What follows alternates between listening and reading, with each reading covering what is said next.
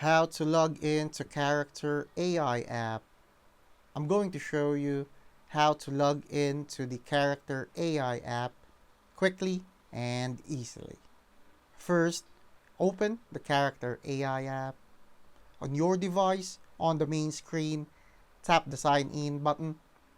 You'll see different options: Google, Apple, or using an email and password. Choose the one you used when signing up.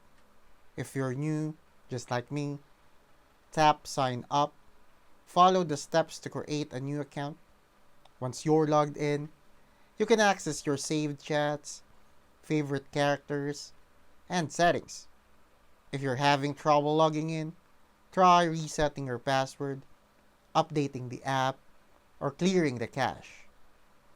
And now, you're ready to start chatting with AI characters.